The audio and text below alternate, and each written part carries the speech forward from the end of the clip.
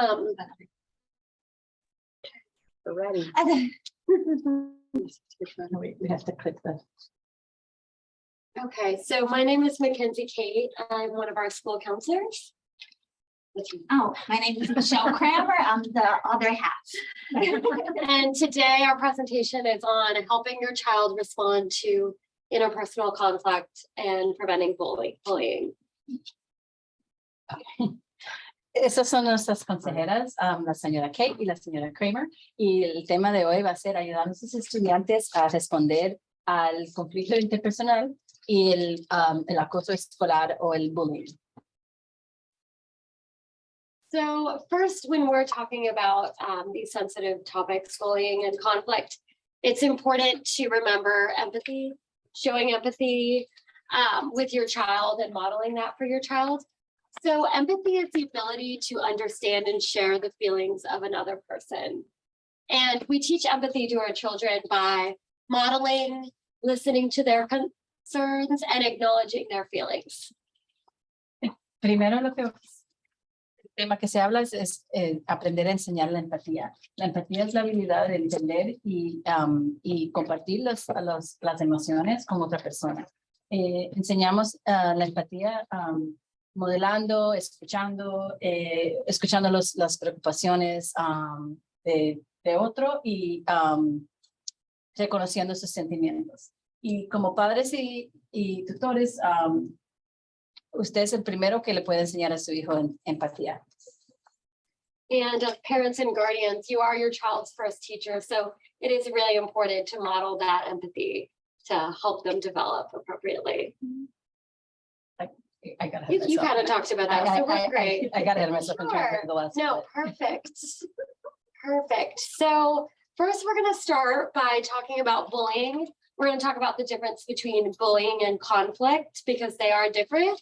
So bullying is defined as an unwanted, aggressive behavior that involves a real or perceived power imbalance. And the behavior is repeated or it has the potential to be repeated over time.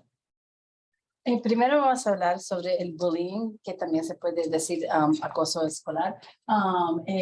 Bullying es un comportamiento agresivo que no se elige, que de verdad tiene un imbalance de poder real, ¿no? Y es repetido y tiene el potencial de ser repetido a través de mucho tiempo. And there's different types of bullying. So there's verbal, physical, social, and cyberbullying. And some examples of things that could be bullying include making threats, so verbal threats, whether that's online or in person, spreading rumors about someone, attacking someone physically or verbally, and excluding someone from a group on purpose. Hay diferentes tipos de bullying, hay verbal, físico, social y cyber. Puede incluir amenazas, rumores, físicamente atacando a alguien o verbalmente atacando a alguien o excluyendo a alguien a propósito repetido. Okay, so how to prevent your child from being bullied? First, as we talked about with empathy, listening to your child and telling them that you're glad they told you about what happened. If they share about something that happened at school, whether it's bullying or not, keeping the lines of communication open between you and your children. Next, encouraging your child to stand up for themselves and speak up for others. Maneras de prevenir el acoso, ¿no? El bullying, es escuchar a su hijo cuando le están y dejarle saber que usted está contento y aprecia cuando quieren contarle algo sobre lo que ha pasado y manteniendo comunicación abierta y también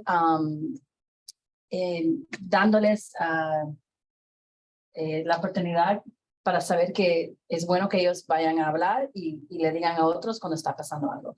Mm-hmm. And when we talk to children about speaking up for themselves and standing up for themselves, we do not encourage physical retaliation. we encourage children to seek help from an adult at school so that they don't get themselves into a dangerous, unsafe situation.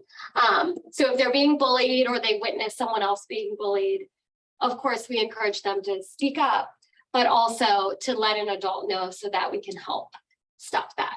And I'll let you interpret that. Y cuando nosotros le decimos a los niños que hablen por ellos mismos, importante que no apoyamos que lo hagan de una manera física, ¿no? Que no vayan a tomar ese paso, que más que hablen con un adulto, que hablen con un maestro, algo así. Regarding cyberbullying, we encourage parents and guardians to supervise your child's technology use. There are a lot of apps and video games that may seem innocent, but children can use a chat feature, and sometimes there's strangers that may be on there. So that's something we recommend for technology. And if you do have any concerns or you notice anything, any changes in your child, contacting your student's teacher, counselors, administration, or just the school in general, so we can take action and help. En relación a la tecnología, hay diferentes maneras que posiblemente los niños pudieran estar bullying, porque hay funciones de chat y otras maneras. So es importante que supervisen a los niños cuando estén usando la tecnología. Y si en cualquier momento notan algo, que hablen con la maestra del estudiante, con las consejeras, con la directora, para si nos notifican, nosotros podemos tomar acción y apoyar. Okay, so if it is not bullying, what it is? A lot of times students, they have conflict with each other. So it's not necessarily bullying, but they are having a disagreement or an argument with each other. Usually is a one-time situation, which is different than bullying, because bullying, it's repeated over time. So if it's one-time situation, we call it a conflict, not a bullying. Sorry. Yes. Si no es bullying, ¿qué es? ¿No? En los casos que no es bullying, es conflicto, porque todavía hay conflicto entre las personas. El conflicto es más bien cuando tienen un problema con otro y es una vez o de vez en cuando, en veces repetido a través del tiempo, no la misma persona. And we usually, when it's a conflict, we talk to the students and we tell them, what do you do if you feel like you're having a disagreement or a conflict with a friend? So by talking it out, that's the first thing that they can do, or with the help from an adult. Usually, because students, they're always having disagreement, we ask them to try to solve the problem first within themselves. But then if they need help, like an intervention, then they can ask us to help them. We encourage students to use their words respectfully when they're sharing too, like their point of view or their side of the story. Yes. Cuando es una situación que es una vez, como un conflicto, primero le decimos que traten de resolverlo por su cuenta. Que hablen, que se escuchen uno a los otros, y si no lo pueden resolver, que entonces le hablan a un adulto. Y también tratamos de entenderlos, enseñarlos que usen sus palabras, sean respetuosos unos con los otros. So here are other things that students, they can also do when they're having a conflict. They can ignore the behavior, just walk away from the moment of whatever is happening. Sometimes the best thing is just to walk away for a second and ask the student to stop or go to another adult for help. So those are the things that.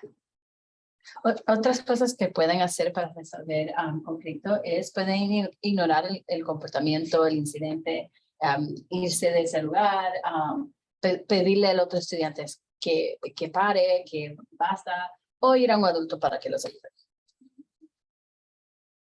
So this is a little conflict resolution paper that I like to use when I'm talking to students. we kind of go through the steps. The first one is cool off. You know, a lot of times when students are arguing or disagreeing, they're very mad at each other. So what we ask them to do is cool off, walk away for a little bit, or go drink some water. There's no good thing coming out of us when we are mad. So there's no way we're gonna solve any problems or any conflict if you are mad at each other. Estas son dos ilustraciones sobre técnicas que se usan para ayudar a los estudiantes a calmarse. El primero es, antes de poder resolver un problema, necesitan estar calmados. Y algunas de las estrategias que pueden usar es tomar respiraciones profundas, ir a caminar, tomar agua, dibujar algo, hablar con ellos mismos y tomar un momento para centrarse en sus pensamientos. The next, We did have a question come up. Are the kids given this information too? And if so, like, how is it presented? And so far I said that you guys do counseling lessons. And then I said that they were asking if they were shown these slides. And I said, no, but maybe more like something like this. But if you guys wanted to elaborate at all. yeah, Yeah. we do have lessons. We did have a lesson about bullying. I think it was last month. Yeah, October. Yeah, that's the bullying prevention month, actually. So we did it during that month, and we explained what is the difference between bullying and what is not, when it's not a bullying, and then what to do. This is more like something that I use when I have students in my office to like, they're like, I'm angry. We've had a fight at the playground. Okay, let's solve the problem. But we do have a lot of lessons on conflict resolution, and we have a couple on bullying to explain the difference between them. Sorry. Oh, go ahead. All right, thanks, if you don't mind. Alguien preguntó en el chat sobre si los estudiantes estaban presentando esta información también. Y no precisamente exactamente como esta presentación, pero las consejeras sí hacen lecciones en todas las clases sobre este tema, el bullying y el resolución de conflicto. En el mes de octubre, que es el mes que se enfoca en bullying, ellos tuvieron lecciones sobre cuál era la diferencia entre el conflicto y el bullying. Y además de eso, también son técnicas que las consejeras usan cuando un estudiante ha tenido un momento que tiene las emociones y vienen a su oficina y han hablado con ellos y trabajado con un estudiante en particular. Pero a través del año hacen diferentes lecciones sobre resolución de conflicto y estos temas. Yeah, so is there a certain frequency that those lessons are conducted in the class? Yeah, and then in office conversations, is it that the students have to proactively come to you, or because a conflict exists and then they get sent to your office? How does that work? So usually it depends of the teacher, depends of the student, right? So if they have a conflict outside on the playground, and we realize that the conflict is nothing super big. It's not like a hitting, a bullying or anything like that. It's just like, I want to play with the ball and the other student didn't share with me, and now I'm mad at him. So we ask the students to talk to the teachers first, and there's the teachers that or some adult that's around or watching them, and then try to resolve that conflict with them themselves. So how are we gonna, what are you guys gonna do? Because it's important for us to teach them how to solve that conflict when an adult is always like watching them, right? If they still like, I don't know what to do, or he's still not sharing the ball with me, so like something like that, then the teacher might ask us to go and talk to them. So it's just, like I said, like it's a little talk that goes 3 steps. Students, especially like on elementary school, going through the steps with them is very important, so they can kind of learn how they should solve the problem in a calming, like way, so they can use that in their lives too, not just when we're around. So yes. La pregunta fue si eso se hace a través del año y entonces cuáles son las ocasiones que un estudiante estuviera trabajando con las consejeras en su oficina. Y la respuesta fue que a veces es que ha habido, el estudiante ha elegido estar ahí, pero a veces es que ha habido una situación y entonces la maestra ha pedido que, como los niños no han podido resolverlo por su cuenta y también después de darles la oportunidad, van a ver la consejera para que les ayude a usar las estrategias para poder resolver el conflicto. And if it's a bullying situation, we usually, the students, they might come to us and talk about what happened, but we usually, that's administration. They would solve the conflict with that. If it's more serious. Yes, yes. So if we think like, okay, this is repeating over time, there is like a fifth grader kind of bullying a first grader. So it's like, then we might talk to administration and they will take over from there. Y en el caso que fuera bullying, entonces en ese caso sí se referiera al estudiante a la administración y entonces ellos lidiarán con ese, y no quiere decir que quizás también nos refieran a la consejera, pero ellos lidiarán con el asunto, ¿no? And so I wanted to add a little bit too, like thinking about the steps for solving the problem. I connect with that as an adult too. Problems don't just stop as children, right? I think about those arguments over date night with Mr. Williams or, just like, plans or something. Miscommunication is a big one, right? And so really these are the steps that naturally, like if we're upset, we have to take a moment and we walk away. We pause the conversation, we go back later. We talk about what are our steps. If it's something that like we have ownership over resolving or like knowing our resources, like if I can't solve the problem by communicating better or whatever it might be, then knowing who I can go to kind of get the support. As we work to build our children up as adults, that ideally is where we're trying to build that for them as well, that they kind of know and understand the progression. And I think one of the things that we've noticed as we are coming out of the COVID implication, right, especially for our younger children, but really children of all ages, during a time of much separation, where those natural interactions as young children, preschoolers, where they were arguing over a toy or on the playground and two kids wanted the one ball or the one swing, those natural opportunities have not been there for students to practice and learn these skills. And again, I'm even thinking even up for our high school students, right? Like there's just different conflict that happens in middle school that our children didn't necessarily have those opportunities to practice. So it's becoming more critical in like our explicitness for teaching, as well as the partnership with you guys about kind of modeling and walking through with our children. So what can you own to help fix the problem? And if you're stuck, like if there's nothing that you can do to solve the problem, who can you reach out to in order to get help to get the problem fixed? I know that was a lot. Lo que la señora Williams ha compartido, que estos pasos que se enseñan a los estudiantes para resolver un problema son los mismos pasos que cualquiera, hasta los adultos usan para resolver los problemas. Es calmarse, escuchar, tomar responsabilidad y buscar soluciones y recursos. Y si no pueden, cuáles son los pasos que tienen que tomar para hacer eso.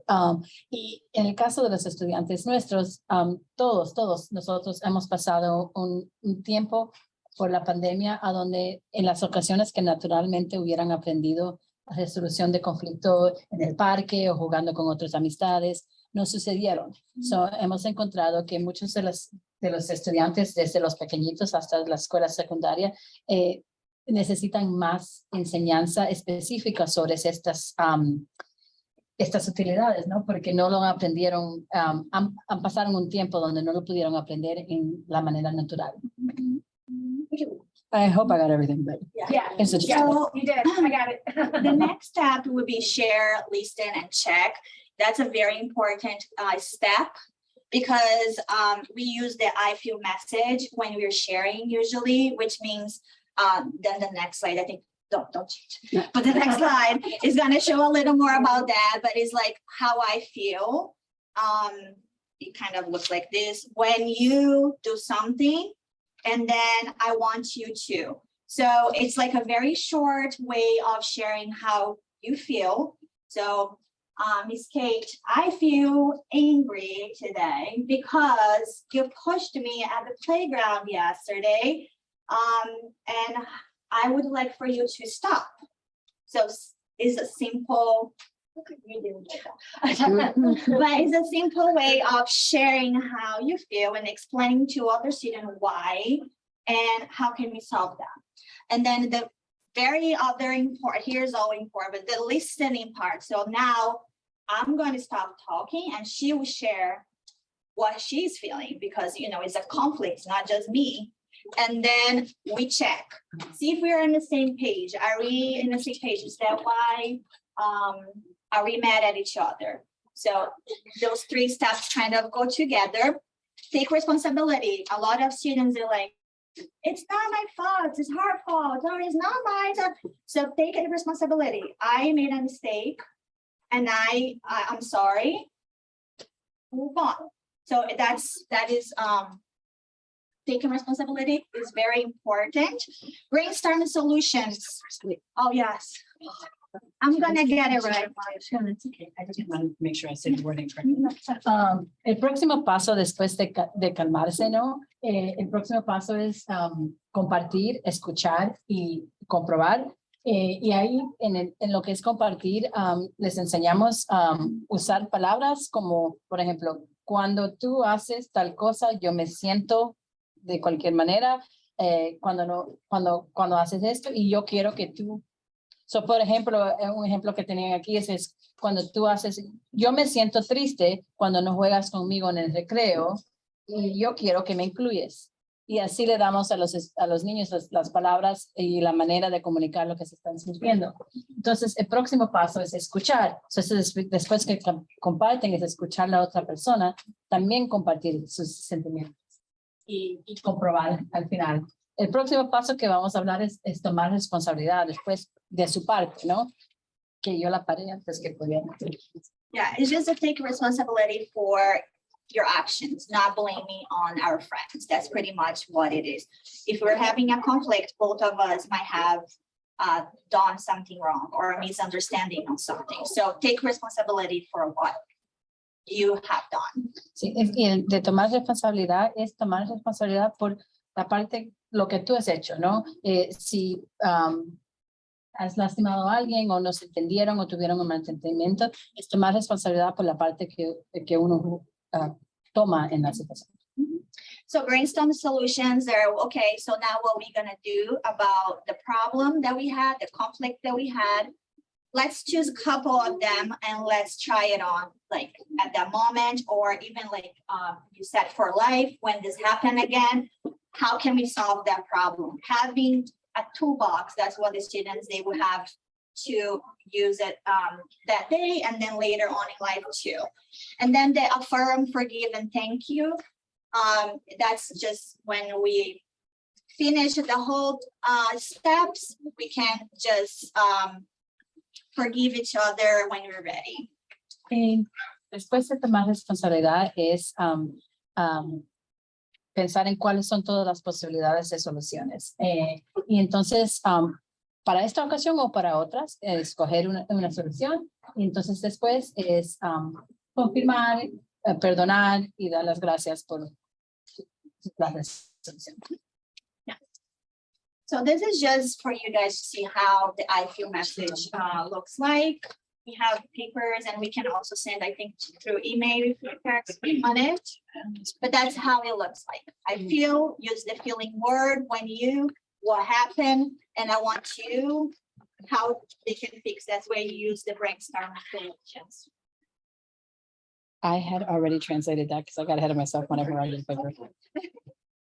I just want to share one thing that I appreciate about that sentence frame, and we as administrators, when we have conferences with children too to help problem solve, we're very thoughtful around it because the natural tendency is to name the person as the reason that I'm angry or frustrated. So there are children sometimes that, you know, like, you know, you're mean or you're irresponsible or whatever it might be, right? And it's not that the person is the bad, but it was that that action had a negative impact on me. So, you know, I was frustrated when you didn't communicate with me that you were gonna have a late night. Like, it's not that the person is like intended to be bad or mean or not communicating. It's like that action of not communicating have that negative impact.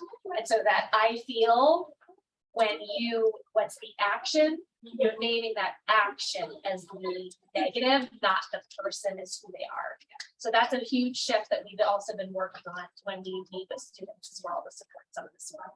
And it makes it less personal and it's easier to receive on the receiving end. I ignore Joy, I'm the school social worker, but it's a softer way to repair or hurt that have happened in a relationship. It's a good point. Say translate, I know you're gonna have to do the translation. I'm sorry, I have lots.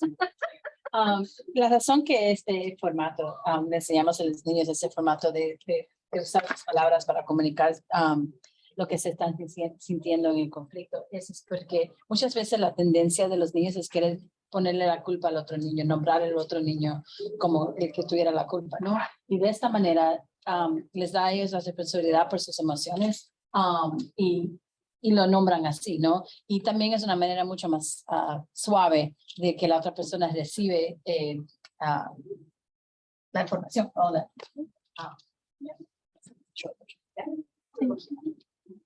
I wonder if we should do yeah, well, just real quick, we could do this and then. Or you can share on the chat. Yes. Hay keep it cualquier- in mind if ¿Hay you have cualquier questions. pregunta en el chat? Or they can, Sandra, I'm sorry, they can maybe answer this question if they have any feedback or any ideas of what to share. La pregunta que está de momento es cómo ustedes ayudan a su estudiante navegar conflictos en la casa. Por ejemplo, o en la escuela, pero con sus hermanos o en familia. Si quieren, pueden poner en el chat algunas sugerencias o ejemplos de cómo lo hacen en casa. Okay, so the question for us to start brainstorming as a group, how do you as parents, guardians, how do you help your child navigate conflicts at home or at school? For example, if they have siblings or if they come to you about a conflict. If anyone would love to share, I'm sure you have great ideas. And I think it's Charlotte, she shared something very important to us in the beginning of the meeting. She said that it feels comfortable, it feels comforting to parents to know that other parents are having some conflicts too, the siblings fight at home too. There's not just on her house, it's everybody's house, and how do you guys navigate them? So that's what we would like to. Yeah, I was sharing earlier that it is true. It is sort of comforting to hear that other people's kids fight, their kids fight as well, and they argue. You know. Sorry, I put it on the spot. No, sorry. that's okay. That's okay. My kids fight. Yeah. Do you want to share what Ms. Joy, you want to share any ideas? Well, I'm an only child. I have a 10-year-old, and the arguments aren't necessarily between him and the cat. It's really him and his classmates. And they're constantly, bickering with each other. So I do have to sit him down and ask him what was his part in this argument, because it's always him coming and saying, so-and-so, yelled at me for being annoying, right? And he was so rude. But I always have to go to my son and say, well, which part was actually your doing? How did you participate in this? Because it's never a one-way interaction. It's always a two-way interaction. So the reality is that my son can be annoying.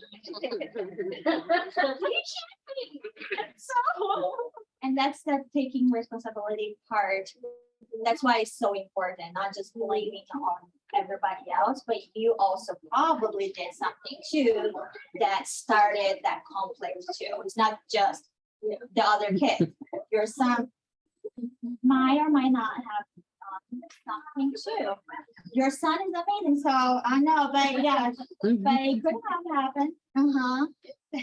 La señora Joy estaba compartiendo que en su propia casa, su hijo viene de la escuela y se queja de los otros estudiantes que le dijeron algo, le hicieron algo. Y una de las cosas que ella tiene que enseñarle a él es qué parte jugó él, ¿no? Y ella dice, a veces él puede molestarles a ellos también y él puede, aprendiendo a asumir responsabilidad por la parte que juegan. Yeah, I think like the really critical point you guys hit on is for parents at home and modeling.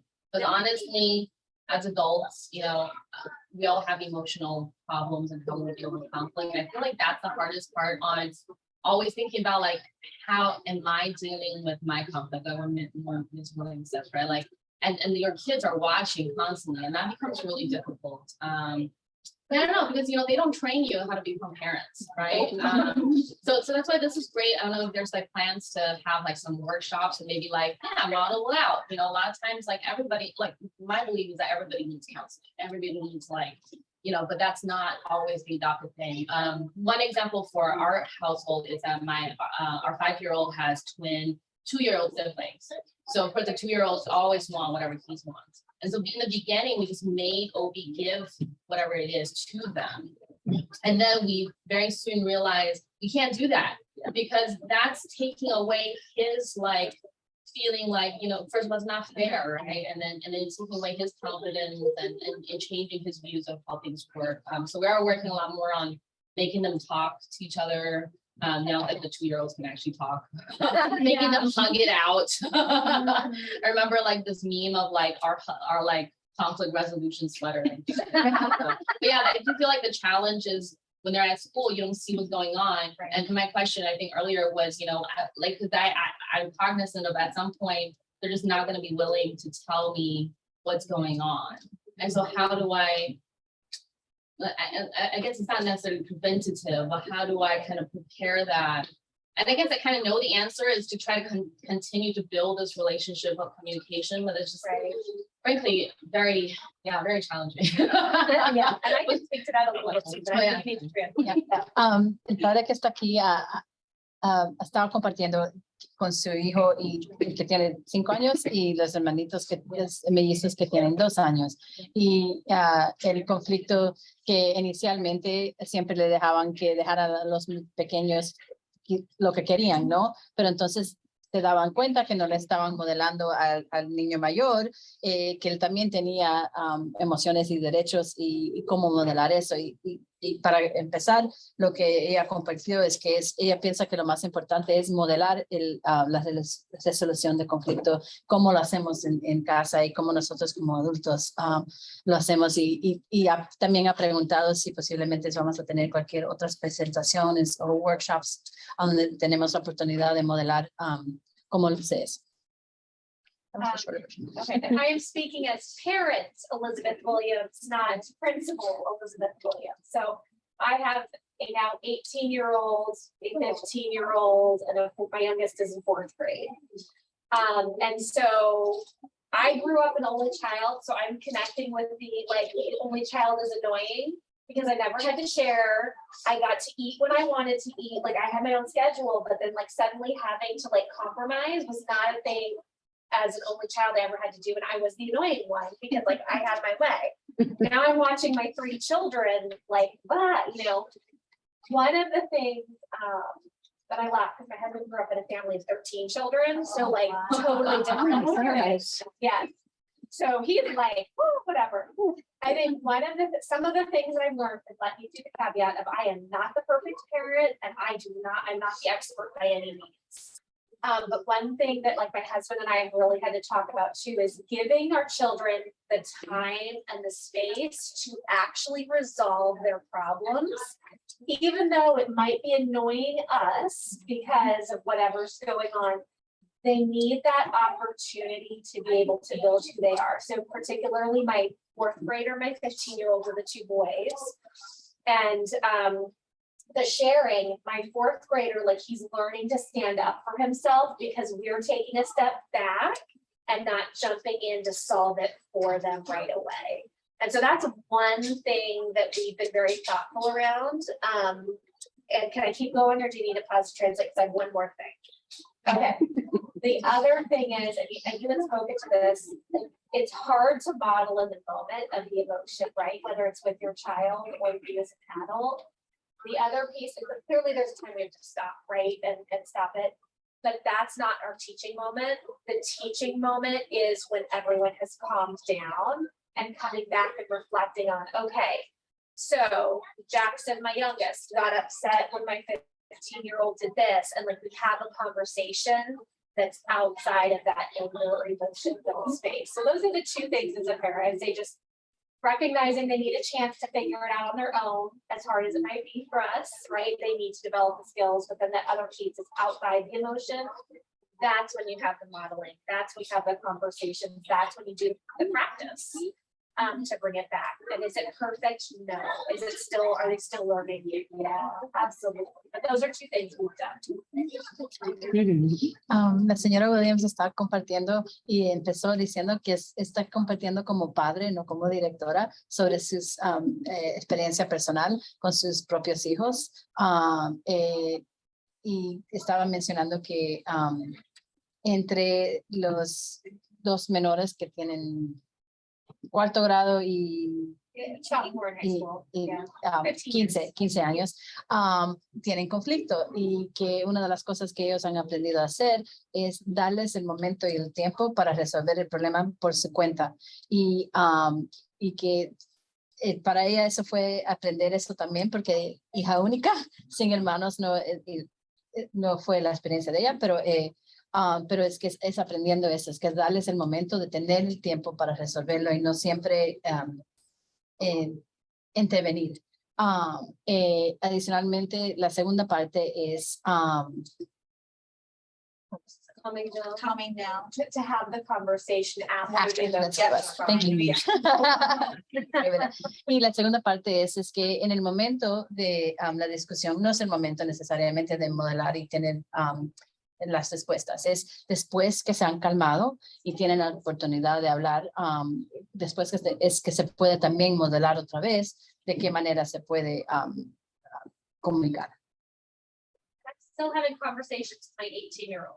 Now it's navigating college stuff and conflict about, you know, this or that, or being left out of things. And so like she's an adult legally, but she still like needs that someone to talk through. That's good that she's willing to talk. Yes, and that's the other piece, just keeping the communication open. The family dinners or those times when you're together as a family, like it's so hard and it's crucial to have that time wherever the family can fit it in to keep the conversation going. My children know that while they won't share everything with us as they get older, that we are there to support and walk them through when they can't solve it on their own anymore. And it's being there and constantly saying, like, committing that time, even if it's doing what they like and not what you like.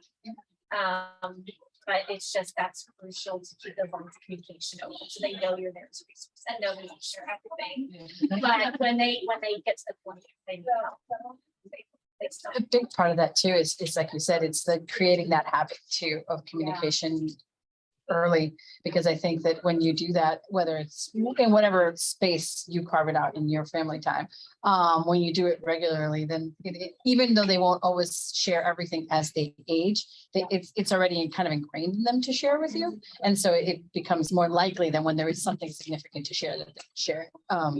sometimes I worry that my kids now overshare, but because yeah, they've gotten older because they're so accustomed to like always sharing everything. We're like, oh gosh, we wanted kids to communicate it really. Can you, I'll be quiet now. And the other part is not jumping in and solving it for them, but coaching them through what you do, and then like, in my case, it's reading lots of emails, like to verify what she's written. I do all the editing for her. Is her message coming across? Is it coming across in a way that it's, I felt this way because rather than, so it's been really interesting to watch as she has become a young adult and how that has shifted, but it's the same work.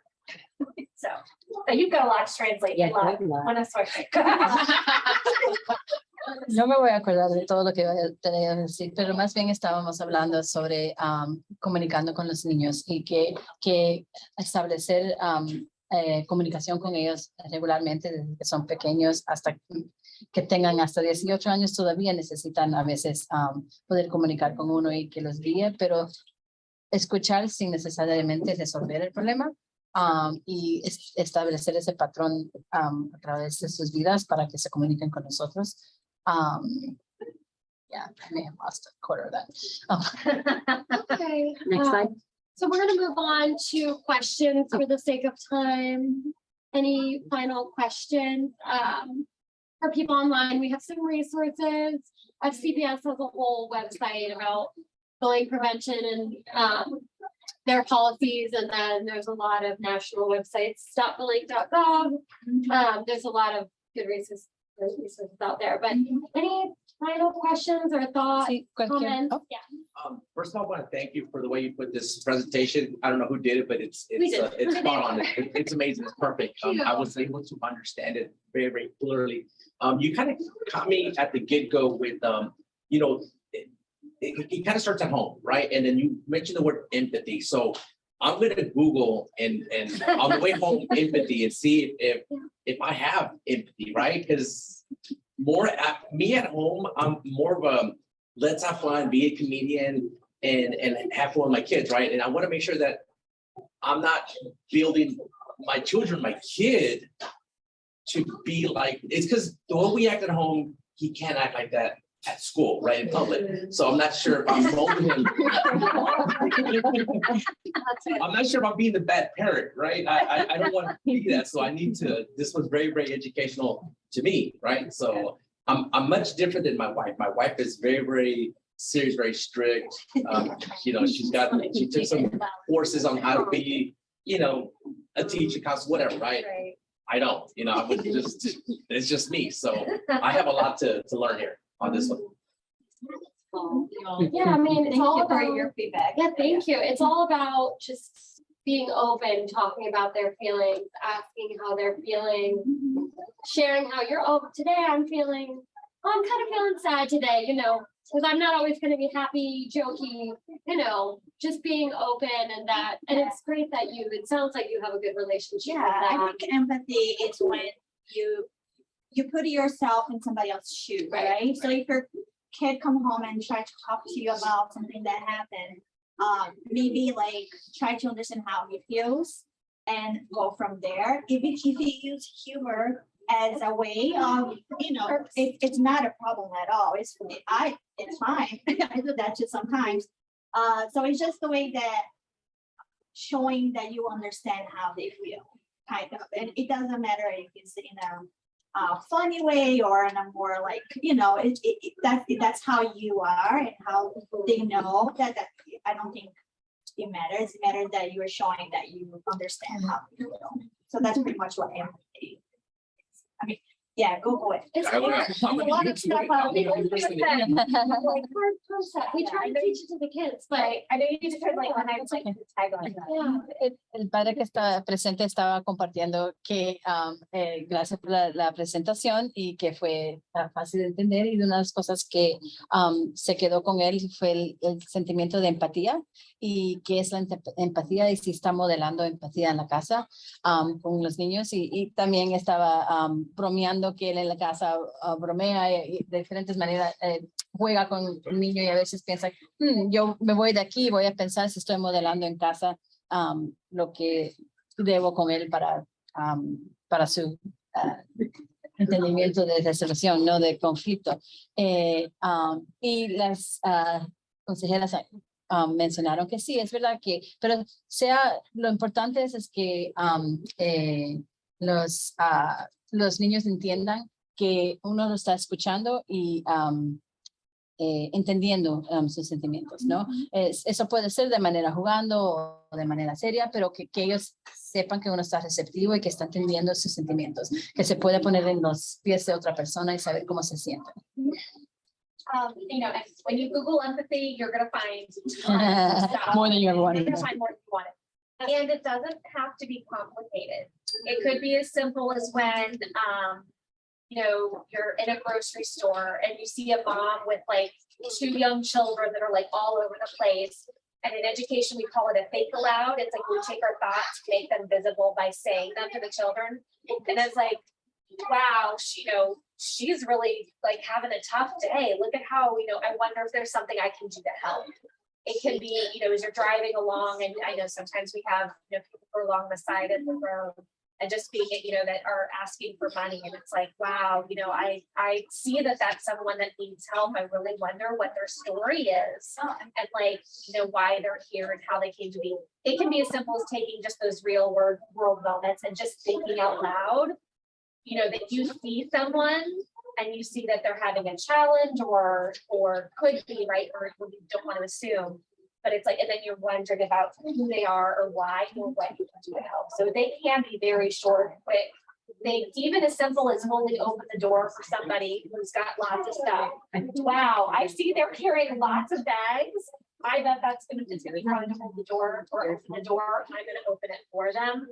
There's your empathy lesson. It's just being very thoughtful and like articulating what goes through our brains very naturally. So I just wanted to share those ideas. Unos ejemplos de maneras de enseñarle a un niño en empatía que la señora Williams estaba mencionando es pensando en alta voz, lo que le dicen en el mundo de educación. Es, por ejemplo, si ven a alguien que le está costando abrir la puerta en algún lugar, ¿qué le está pasando? ¿Qué quizás está pasando con esa persona hoy? ¿Cómo los pudiéramos ayudar? Alguien en la calle, por ejemplo. O, pensar en alta voz, ¿no? Posiblemente cómo pudiéramos ayudar a esa persona, que posiblemente están su experiencia, como maneras pequeñas, oportunidades de enseñarles a tener empatía. I hope that's helpful and might save you. Yes, thank you. But yeah, there are lots of ways to help. So we would like to say thank you Thank you. to everybody that is online or you guys that came over. Thank you for coming. I don't know if you have anything else that you'd like to No, share. thank you Sandra. both very much for the presentation. Thank you all for being here in person, and thank you to all of you who are online.